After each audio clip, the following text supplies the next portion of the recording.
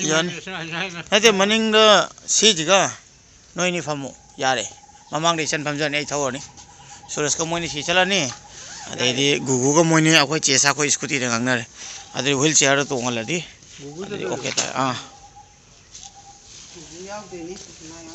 gugu jaw de khel khatam lo na gute plan ji ki leader mane ajana kamai tawra hapre aduni sumya sumya asengoni ne ai goi dia ada chalo una lei adai di kaching de chok phadar ba ngang ma jawre ya masak na nuksiri ba class 10 ni ai sibu kanana class 10 ni ai doi no abo so nam dak abo haim dak eh kai yo masing ai masa ji class 10 ni ai gugu ka mando hari mai matam yenge wani mayam punam ko empathy now ke channel da tram nok chari akhoi gi hek yum manak ta ko akhoi gi karengar kauri bo huji ki ningjau konung cha masire cha toine adu ngasi di wheelchair pu dana myam akhoi sinlang ya batare aduga ichan no ngasi di wheelchair to pusin ge na kan ba ko step ma ka bangam draga jo makha da lei ba khoi gi surrounding do mauna koi han ngambra na koina pu gen tori ma ju am harawi ma gi kana blog semi ma ju channel ja nong nei hang mane ko disable gaina da mana khoi youtube ta changak patai adu atopa disable sing da thongna hapna bai na hana sona ima khoi loi thowe khoi loi thokna ra ichan sona lai ichan hai to ro ngasidi wheelchair ga loi ready to ro bane ngasidi ima bija su yaura ni ko ma bija yauk ta bagin wai ta do ngasidi yaura ni maning da khoi baba do le hodra baba do bai do ro bye bye yam inge ngasidi aina silila di khangbiro ma'am akoi somda kyam ingam mane ai di yam sagan mami ni mama mang no famon asone chang ya gadre ya da thau do adu bai do ga khoi chalani sida scooty dana suraska ichan ga famjar ni adu ga gugu ga bungo gana scooty am khak ngang na re gari ta loi chaloi ko adu ya yo ga makha ta ma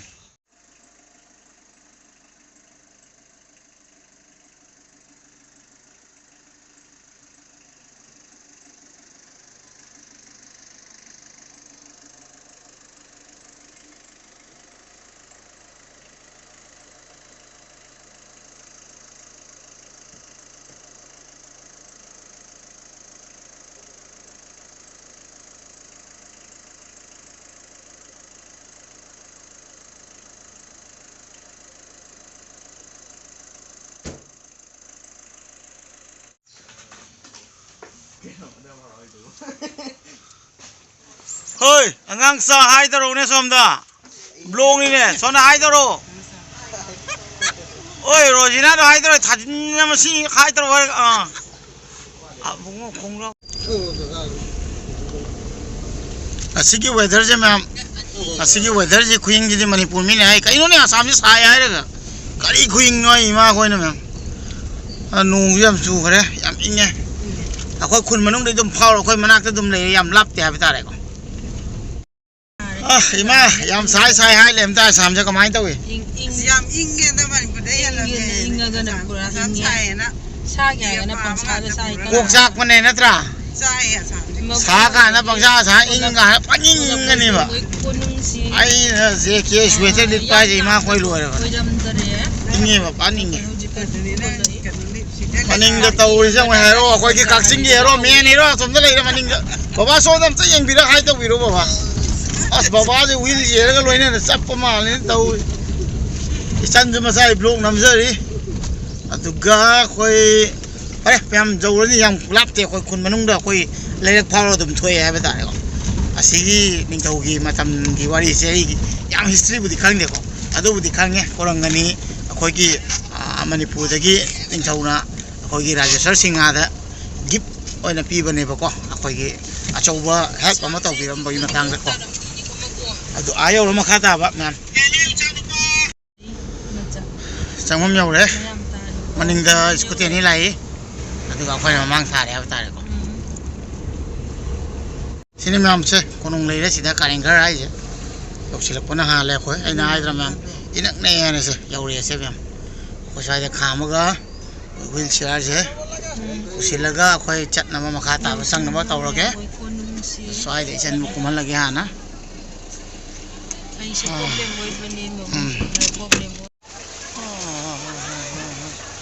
लाए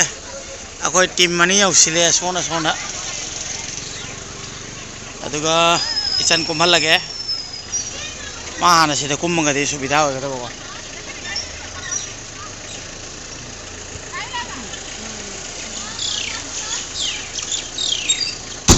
बाबा उमो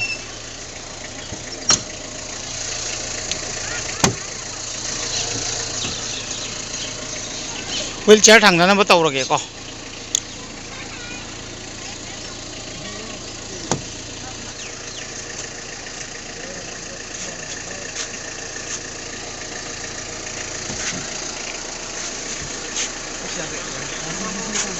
बोलो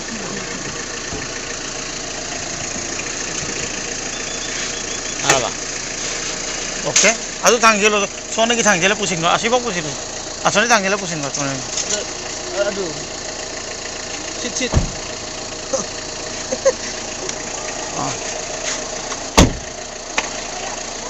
아주 당길로 세모 아라만 간 당길로 세모 또 부신 거저 티켓 저희 라다고 어이 장가니 아이 티켓 가가 막하 따바이 가리 저 빡 덕실라가 마탕 다오 멤도 올라게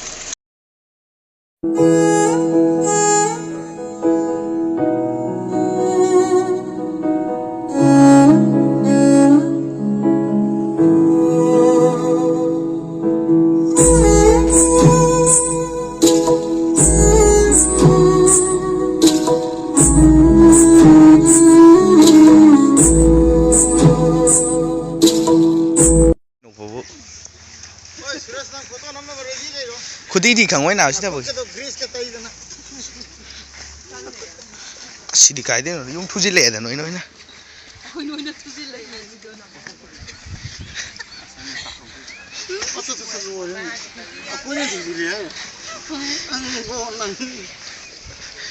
sumai nam tawdu re mamangi chero om gi moi da ba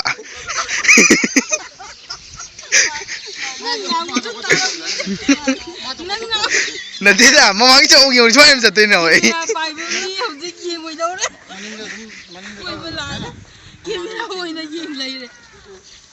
manung ka da pusin ya ba thangila ge manung ge na Yaar ba, am to photo nam ge. namdun Adu siam da. yang kui lagi tu ni na ngai ga photo manam ya ko la ko Nanti dah. Ada yang nam ge tahu.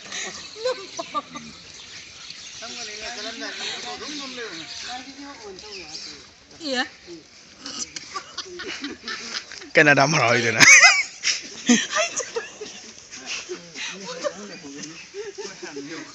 Nawa nuing bayo, nawa nuing bayo mina.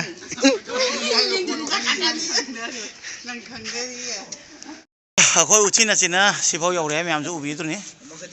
chanbu magi mabung guguna inbiraga khoi changjare aduga akhoi si mathak si yang wangi bo manungda ma bo khoi sibau pusilaga round je ko hen ngambra yenge mathak ta de khoi ka ba impossible ai phau da ka ba yaro huji huji ai socket tek le bani na ana khoi ni ma khar dum round leiba aduga park gumba koi ba admai khara yeng tare adu manung chang kan ba ko ma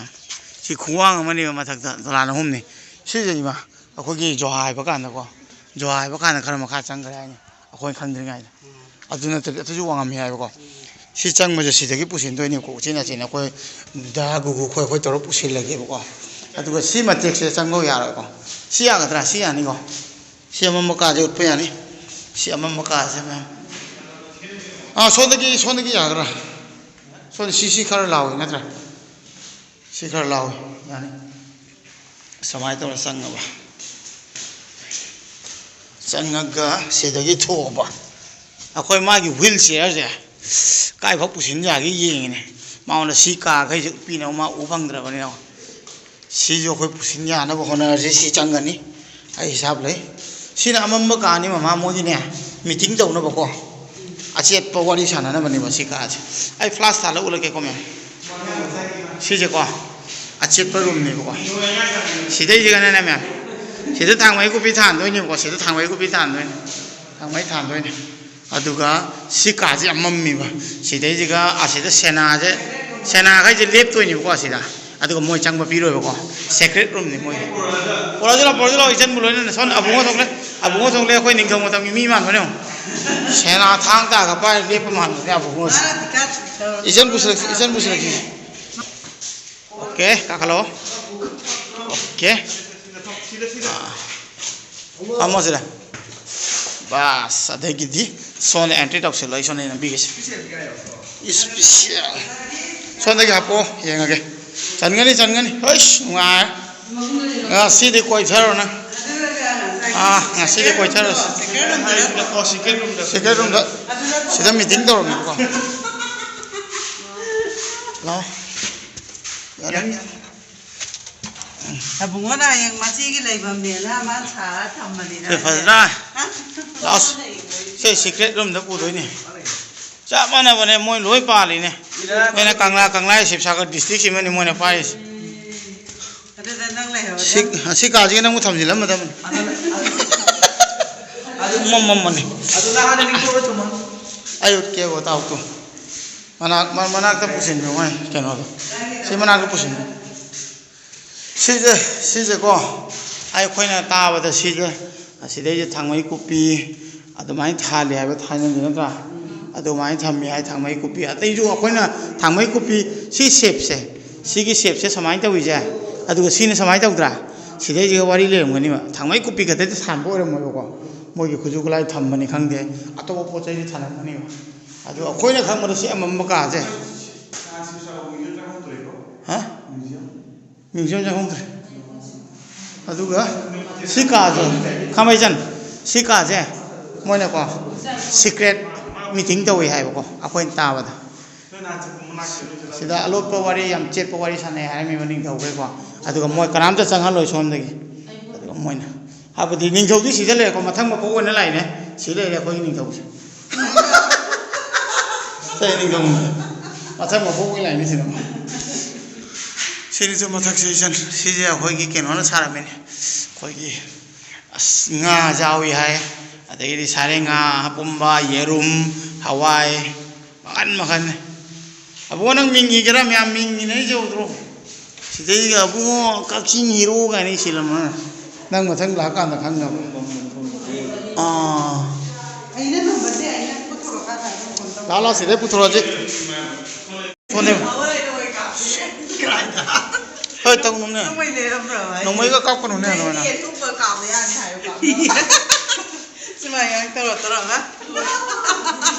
imana nung mấy con mấy cặp bông này uli xem em salo nung mấy cặp ấy Suresh na kan na Suresh tholo yang Suresh gunda ka mai tholo kan ya ning gau thole khalo ning gau thole kholle Suresh load kare na Suresh load khain tau oi kena kan room lama lagu tamam oh to Suresh se am hai kare me lum ma ga nong mai ka pakpa siri atai ga dan ni to mo ne ka ma baike dan ni baike đó tolo aduga akhona satoi sai somda ya ga renge ko si ya ga man atai di kuma farak tani sidai kum thoro kummo os masi ni jine akhona tu shooting kam gura je moni gi album je private ni oin thambi ni kana da khangan da bi ne kam kan da release oi doino jo hai de kari mai de he taule mi soki tu oi kai chali nang da ku kuna soki tu pi do pai ni ma si ji na sai ja akhoi gi semdoi hai ba tari ma si jangal ngata le mani ko adanna sengdoi hai ba tari tori siam lak pani na ko sida phawbam ma le ko amam ka ma asudagi ne ahoba je chang ba ko tola thok toi ni adu do thingjin gare asida ne phamham le bani ko adu phamham du ga chasila amathak phau ko akhodi yaroi akhoi sida phamale hawni moi amathak ta adu myam da ulakani ai mobile pi tha doi ni gugu da adu ka fajana na man ge amaton yau phau ko round step to loi ulakke mayam yum da nuai bo sa le bi ai loi ulakke sam lak tra ju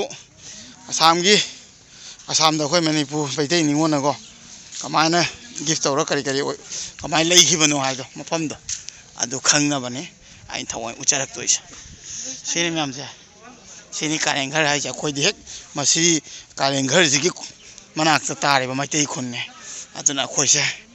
ningthau matam dei tarak pa khun ni ha ba tare ko yan ta bi re ko myam baba a jau sin ge myam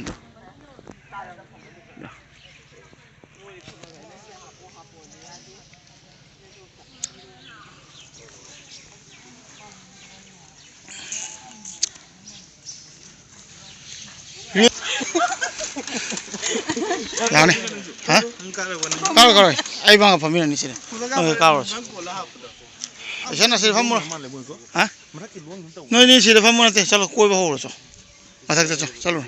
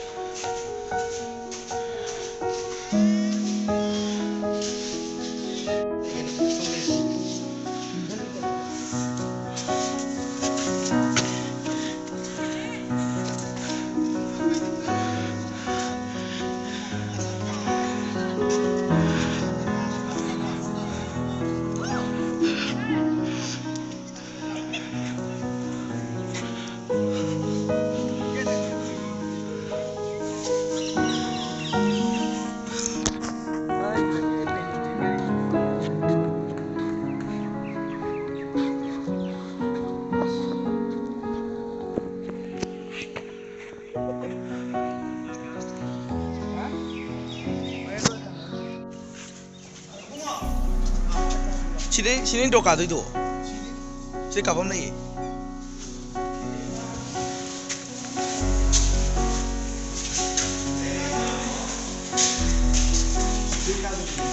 Kau yang dunia ni kapam dia ini asam bejo. Video sini.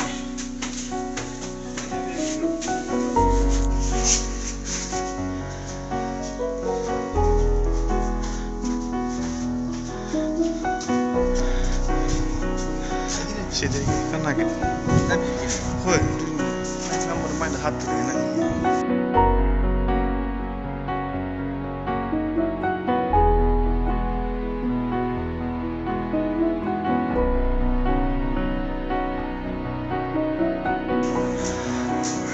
Macam main dah.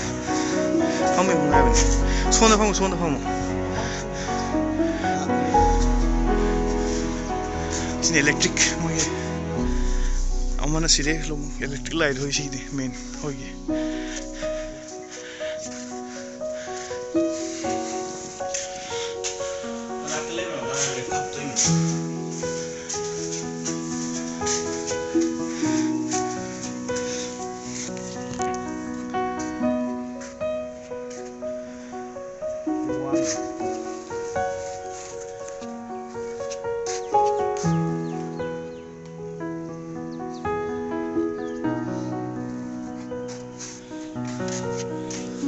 aku punya betul pasal ni.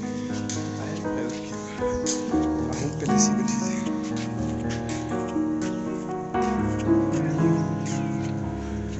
Kiban tu kalau mana, mana tu molan bagi. Moy yang sama ming ambil silem nak tu.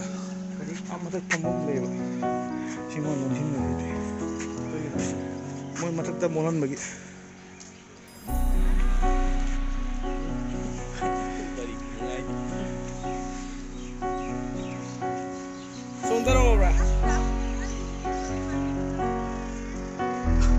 Sidum loro magi tadi.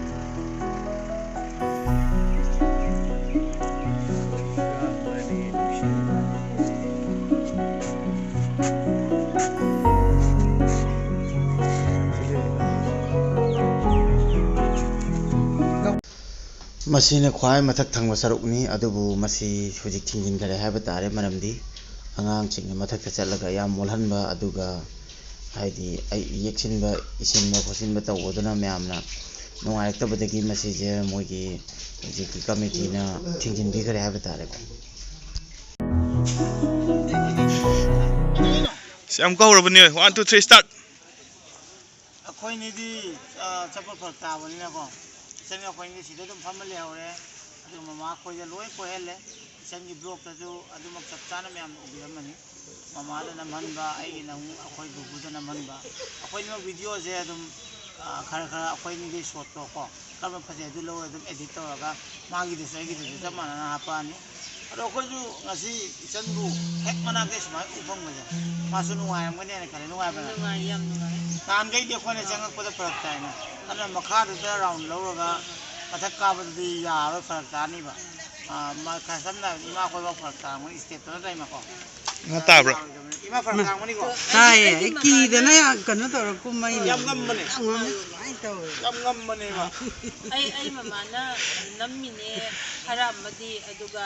ꯑꯩꯈꯣꯏ ꯑꯗꯨꯃꯥꯏꯅ ꯇꯧꯔ ꯍꯥꯞꯄꯛꯇ꯭ꯔꯒꯗꯤ ꯑꯩꯁꯨ ꯐꯔꯛ ꯇꯥꯔꯦ ꯆꯠꯄ ꯃꯕꯨꯡ ꯐꯔꯛ ꯇꯥꯔꯦ ꯑꯗꯨꯗꯨꯅ ꯐꯝꯃꯒ ꯂꯩꯍꯧꯔꯦ ꯑꯗꯨꯒ ꯃꯣꯏ ꯃꯌꯥꯝ ꯀꯨꯝꯃ ꯂꯥꯛꯑꯦ ꯌꯥꯝ ꯐꯖꯩ ꯍꯥꯏ ꯃꯈꯥ ꯇꯥꯕ ꯑꯩꯈꯣꯏ ꯒ꯭ꯔꯨꯞ ꯁꯣꯠ ꯅꯝꯃ ꯑꯗꯨꯝ ꯆꯠꯂꯅꯤ ꯃꯌꯥꯝ ꯑꯗꯨꯐꯥꯎꯗ ꯌꯦꯡꯃꯤꯟꯅꯔꯁꯤ 오케이, ꯂꯣꯏꯔꯦ ꯀꯩꯅꯣ ꯎꯕ ꯀꯩꯝ ꯍꯥꯏꯅꯤꯡꯕ꯭ꯔꯥ ꯑꯃꯨꯛ ꯈ꯭ꯋꯥꯡ ꯌꯥꯗ꯭ꯔꯦ ꯑꯃꯨꯛ ꯈ꯭ꯋꯥꯡ ꯌꯥꯗ꯭ꯔꯦ ꯑꯗꯨꯒꯤ ꯑꯃꯨꯛ ꯍꯩꯅꯗꯦ ꯃꯈ꯭ꯋꯥꯡ ꯅꯥꯈ꯭ꯔꯦ ꯃꯥ ꯀꯩꯅꯣ ꯇꯧꯔꯨꯕꯗ ꯑꯩꯈꯣꯏꯒꯤ ꯃꯊꯛꯇ ꯀꯥꯔꯨꯕꯗ ꯃꯈꯣꯏꯁꯦ ꯃꯈ꯭ꯋꯥꯡ ꯂꯥꯛꯑꯣ ꯑꯩꯒꯤ ꯑꯝꯇ ꯅꯝ ꯍꯣꯏ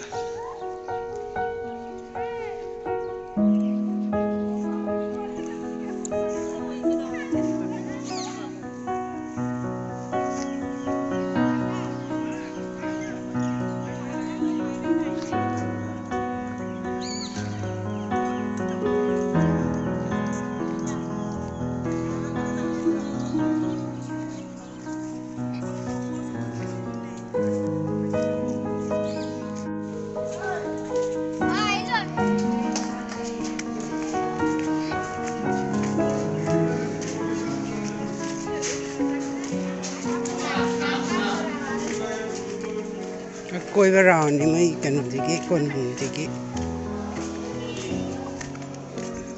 ꯌꯥꯝ ꯄꯨꯠꯇꯤꯅ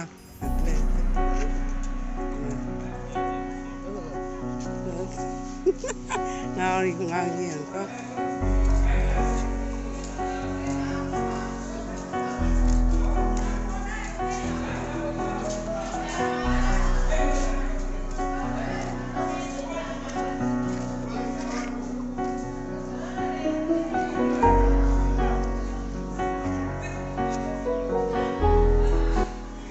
ꯃꯌꯥꯝ ꯁꯤꯒꯤ ꯄꯨꯈ꯭ꯔꯤꯁꯦ ꯃꯅꯥꯛꯇ ꯂꯩꯁꯦ ꯑꯩꯈꯣꯏ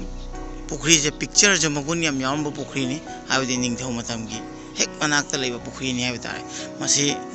ꯍꯜꯂꯨꯔꯗꯤ ꯁꯅꯥ ꯂꯤꯛꯀꯣꯟꯒ ꯃꯌꯥꯝ ꯊꯣꯛꯇꯣꯏꯖꯥꯠꯅꯤ ꯑꯗꯨꯕꯨ ꯁꯔꯀꯥꯔꯒꯤ ꯅꯠꯇꯅ ꯀꯔꯤꯝꯇ ꯁꯤꯗꯩꯁꯦ ꯈꯨꯠ ꯊꯥꯕ ꯌꯥꯗꯦ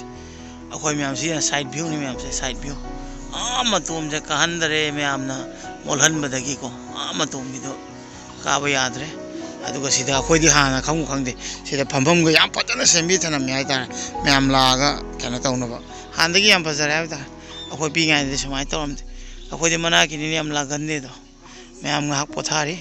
ꯑꯩꯈꯣꯏꯒꯤ ꯑꯕꯨꯡꯉꯣ ꯑꯩꯈꯣꯏ ꯏꯅꯥꯎꯅꯨꯄꯥ ꯒꯨꯒꯨ ꯃꯃꯥ ꯁꯣꯝꯗ ꯕꯕꯥꯁꯨ ꯉꯥꯏꯍꯥꯛ ꯍꯪꯆꯤꯠ ꯂꯥꯡꯉꯤ ꯍꯥꯏꯇꯥꯔꯦ ꯉꯁꯤ ꯋꯦꯗꯔꯁꯦ ꯌꯥꯝ ꯐꯩꯕꯀꯣ ꯏꯪꯉꯒ ꯅꯠꯇ꯭ꯔꯗꯤ ꯅꯨꯡꯁꯥ ꯁꯥꯕꯗ ꯃꯌꯥꯝ ꯇꯧꯐꯝ ꯆꯥꯐꯝ ꯁꯨꯡꯈꯪ ꯈꯪꯉꯔꯣꯏ ꯑꯃꯨꯛ ꯍꯜꯂꯁꯤ ꯌꯨꯝꯗ ꯑꯩꯈꯣꯏ ꯏꯃꯥ ꯍꯜꯂꯁꯤ ꯅꯠꯇ꯭ꯔꯗꯤ ꯅꯤꯡꯊꯧ ꯀꯣꯅꯨꯡꯗ ꯑꯗꯨꯝ ꯂꯩꯍꯧꯒꯦ ꯍꯥꯏꯔꯣ ꯏꯃꯥ ꯀꯤꯀꯣ ꯀꯟꯅ ꯏꯟꯕꯤꯔꯤ ꯒꯨꯒꯨꯅ ꯏꯆꯟꯕꯨ ꯉꯁꯤ ꯃꯥꯒꯤ ꯐ꯭ꯔꯤ ꯑꯣꯏꯕꯒꯤ ꯑꯩꯈꯣꯏꯁꯨ ꯀꯣꯏꯊꯣꯔꯛꯄ ꯅꯨꯡꯉꯥꯏꯔꯦ ꯋꯥꯈꯜꯁꯦ ꯈꯔ ꯃꯥꯁꯨ ꯅꯨꯡꯉꯥꯏꯔꯝꯃꯅꯤ ꯑꯩꯁꯨ ꯅꯨꯡꯉꯥꯏꯔꯦ ꯉꯁꯤ ꯃꯥꯅ ꯉꯥꯏꯍꯥꯛꯇꯪ ꯀꯣꯏ ꯐꯪꯕꯗꯀꯣ ꯁꯤꯅꯤ ꯃꯌꯥꯝ ꯆꯪꯐꯝꯁꯦ ꯁꯤ ꯕꯥꯏ ꯕꯥꯏ ꯄꯤꯔꯝꯃꯒꯦꯀꯣ ꯃꯌꯥꯝ ꯐꯅꯤ ꯍꯧꯔꯣ ꯑꯣꯀꯦ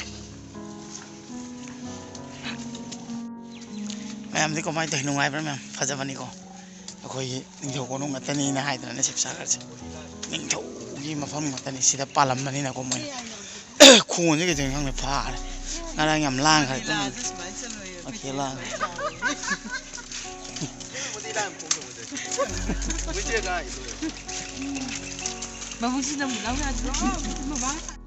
ꯑꯩꯈꯣꯏ ꯃꯃꯥꯒ